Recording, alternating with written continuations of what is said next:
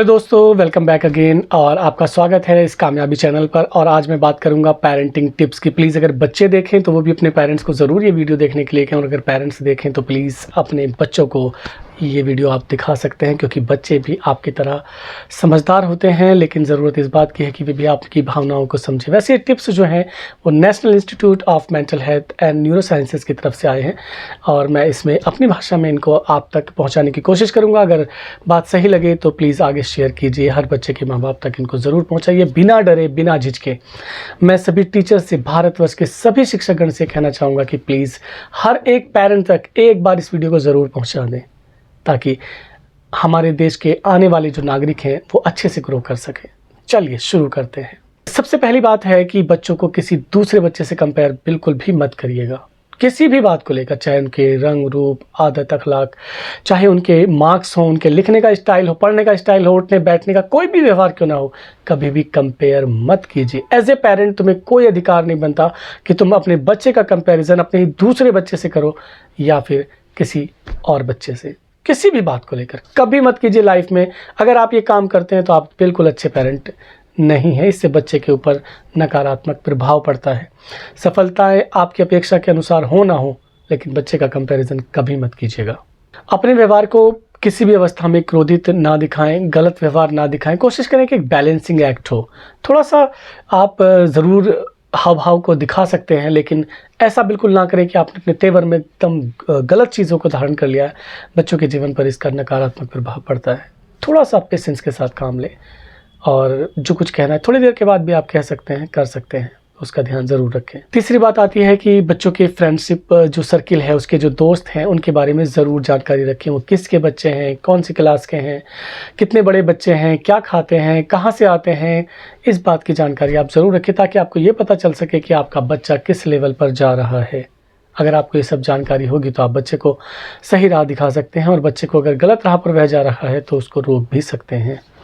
बच्चों के ऊपर अपनी आकांक्षाओं को ना थोपें। जो कुछ आप अपने जीवन में अचीव नहीं कर पाए हैं, प्राप्त नहीं कर पाए हैं, उन सब सपनों को अपने बच्चों पे प्लीज़ मत ला दिएगा।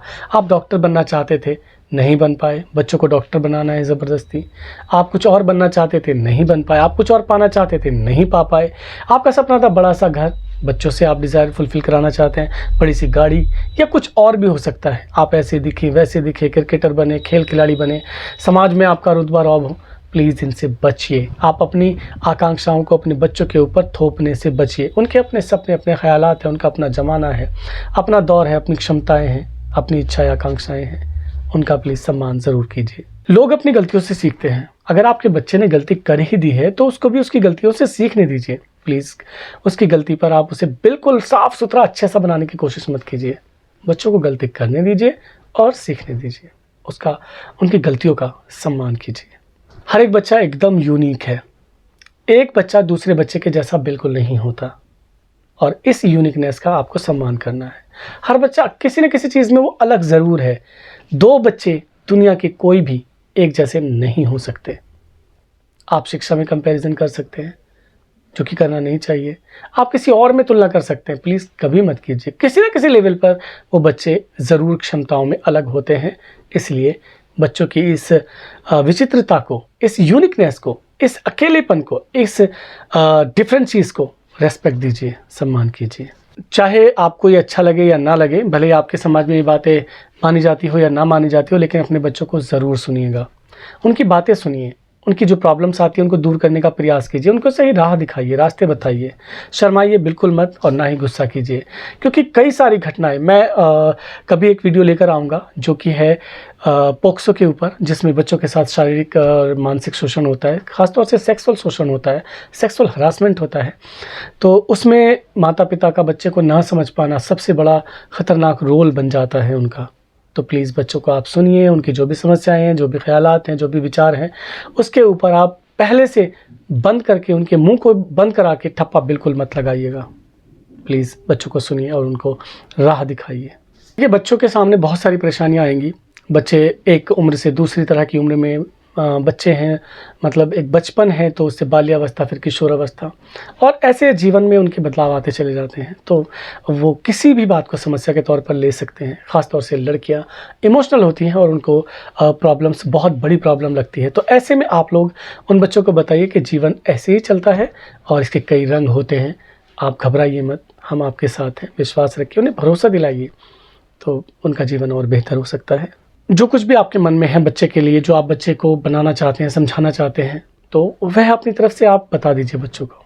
और बच्चे को बिल्कुल उस तरीके से आप समझाइए जो उसकी उम्र के हिसाब से उसे समझ में आए। ये नहीं कि आप तो बहुत बड़े हैं और बच्चे को बिल्कुल अपनी उम्र के हिसाब से आप समझा रहे हैं, ये हो गया, वो हो गया, ऐसा नहीं। बच्चे की उम्र पे जाइए, जब आप उस उम्र में थे तब आप क्या फ़ील करते थे, वो बात बच्चे के लिए ज़्यादा महत्वपूर्ण होगी, ना कि ये बात कि आप अपनी उम्र के तकाज़ों को, अपने उम्र के बोझ को उस बच्चे के ऊपर लाद कर उसे भी अपनी उम्र में खींच कर बड़ा कर देना चाहें।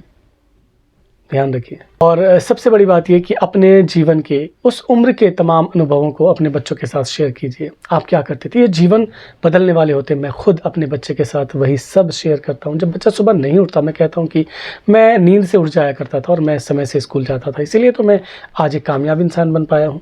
तो आप भी अपने बच्चों के साथ अपने उस उम्र के अनुभवों को ज़रूर शेयर कीजिए। अपने बच्चों के साथ बहस करने से और झगड़े लड़ाई करने से आप बचिए। उनके साथ किसी भी बात को लेकर आप ऐसा मत करिए, ये मत करिए, ये मत करिए जी की बजाय आप उनको लॉजिकल थिंकिंग के थ्रू सेटिस्फाई कीजिए। उनके सवालों को सुनिए, उनके तर्क वितर्क को सुनिए, और आप भी मर्यादा में रहकर बात कीजिए और बच्चों को भी मर्यादा में आने के लिए जो है एक प्रदर्शन कीजिए। और विश्वास रखिए कि बच्चे जो हैं आपका ये एक नक्श और अक्ष होते हैं। अगर उनमें गुस्सा है तो ये आपकी वजह हो सकती है, अगर उनमें प्रेम है, उनमें सौहार्द है, उनमें शांति है, अपने बात कहने का एक अलग लहजा है, तो वह भी आपका ही प्रतिदर्श है, आपका ही प्रतिरूप है। अगर बच्चों में आप किसी तरह का बदलाव लाना चाहते हैं तो उनको वो एक्सप्लेन कीजिए कि क्यों आपका ये बदलना ज़रूरी है, क्यों यह अच्छी चीज़ है कि अगर आप ऐसा करें। क्योंकि अगर आप ये चाहेंगे कि हम क्यों आपको बताएं, आप खुद ही समझो ये सही है या गलत है, तो ये बिल्कुल अच्छा नहीं है। बल्कि उनको ठीक तरीके से बताएं कि हमें अगर ऐसा बिहेव करना है, इस तरीके से कुछ काम करना है, कार्य करना है, तो यह क्यों ज़रूरी है। अच्छे से एक्सप्लेन करें ताकि उनकी समझ में आए कि हाँ, पेरेंट्स जो हमारे कह रहे हैं वह हम लोगों को मान लेना चाहिए। कुछ नियम और सीमाएं बना लीजिए, जैसे टेलीविज़न देखने का, पढ़ने का, खेलने का, मोबाइल पे गेम खेलने का, या फिर वीडियोस देखने का, फ़िल्में देखने का। क्योंकि अगर आप उस रूल सेट नहीं करेंगे तो फिर वो लिमिट के बाहर चले जाएंगे और तब आपको दिक्कत होगी। क्योंकि ये न सिर्फ आपको बल्कि आपके बच्चों के जीवन पर भी बहुत ज़्यादा नकारात्मक प्रभाव डाल सकते हैं। इसलिए जो रूल बनेंगे, जो लिमिट्स बनेंगी, सीमाएँ बनेंगी, उन सीमाओं में आप खुद भी रहें और बच्चों को भी प्रेरित करें। बल्कि जब आप लिमिट में रहेंगे तो बच्चे खुद ब खुद उस लिमिट में आ जाते हैं। और हाँ, कुछ चीज़ें नज़रअंदाज करें, जैसे कि अगर किसी बच्चे का बिहेव जो है आपके हिसाब से अप्रोप्रिएट नहीं है, उस हिसाब से सामाजिक नहीं है जो आप चाहते हैं या समाज चाहता है, तो प्लीज़ उसको इग्नोर करें। चिपक के मत बैठ जाइए कि नहीं नहीं आपने ऐसा नहीं किया, आपने वैसा नहीं किया, यही होना चाहिए था। जाने दीजिए ना, कल फिर आएगा, कल से उस तरफ ध्यान दिया जा सकता है। और हाँ, ये कल बार बार आना चाहिए, भूल जाने की आदत। कुछ टिप्स हैं, उन पर भी बात कर लेते हैं कि पेरेंटिंग टिप्स में क्या ख़ास है। तो सबसे पहला है कि क्वालिटी टाइम। अपनी नौकरी, अपने काम, तमाम मशगूलियत से निकल कर आप अपने बच्चों के साथ एक क्वालिटी टाइम ज़रूर बिताइए। कोशिश कीजिए कि रोज़ अपने बच्चे के साथ में आप एक क्वालिटी टाइम बिताते हैं। 20 मिनट से 30 मिनट इनफ टाइम होता है। अगर वो सिर्फ बच्चे को दे दिया जाए तो बहुत काम का। और हाँ, बच्चे के लिए नहीं, ये दिया गया टाइम जो बच्चे को आप देते हैं ये आपके लिए भी बहुत सेहतमंद है। आप अपने बचपन में पहुंच जाते हैं और वो जो उमंग है, वो पॉजिटिवनेस, वो सकारात्मकता, वो जो आपको मिलने वाली है, वो यकीनन आपकी उम्र में इजाफा करती है। तो है ना कमाल की बात। दूसरी चीज़, अपने बच्चों में विश्वास करें।